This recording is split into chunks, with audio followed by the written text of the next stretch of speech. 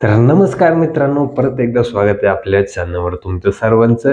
लाडकी बहीण हप्ते जमा व्हायला सुरुवात होईल नाही होईल, किंवा मग पॅन कार्ड आधार कार्ड लिंक केलं असेल नसेल, त्याचे परिणाम आता तुम्हाला भोगावे लागतील. काय काय नसतील असतील आता तुम्हाला माहिती. आता सगळ्यात मोठं अधिकार आणि सगळ्यात मोठा हक्क बजावण्याचा दिवस आलेला आहे, ते म्हणजे स्थानिक स्वराज्य संस्था. तुमच्या आसपासचे जेवढे बी महानगरपालिका आहेत त्यांचे नगरसेवक निवडण्याची वेळ आली आहे. तर ह्यासाठी तुम्हाला माहिती असेल की महत्त्वाचं डॉक्युमेंट काय. तो मत असेल लय नको सांगू, आमचे 5वं 6वं किंवा मग पहिलेच मतदान असं नाही. तर त्यासाठी तुम्हाला लागणार आहे वोटिंग कार्ड म्हणजे मतदान कार्ड.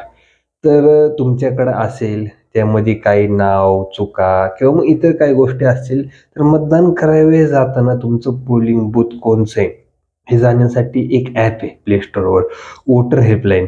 त्यामध्ये गेल्यानंतर तुम्हाला तिथं लॉग इन करावं लागेल. लॉग इन केल्यानंतर तिथं 3 ऑप्शन असतील. एक म्हणजे तुमच्या मोबाईल नंबरनुसार सर्च करू शकता, किंवा मग जे तुमच्या समोर आहे त्याच्यावर एक बारकोड आहे, तो स्कॅन केल्यानंतर तिथंही होईल.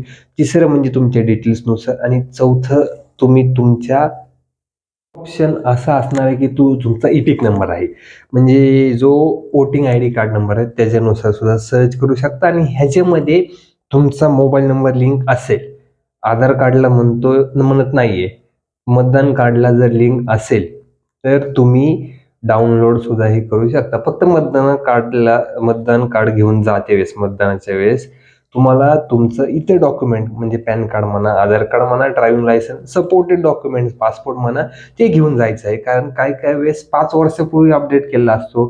तुम्हाला माहिती आहे सरकारी काम कसं असतं. आणि एक सपोर्टेड डॉक्युमेंट घेऊन जावा, तिथे अधिकारी बसलेले असतात, त्यांना सर्व माहिती व्यवस्थित द्या आणि आपल्या मतदानाचा हक्क बजावून या. आणि नेहमीप्रमाणे आपल्या चॅनलवर आला आहात, अधिक माहिती पाहिजे असेल तर परंपरेनुसार लाईक शेअर सबस्क्राईब नक्की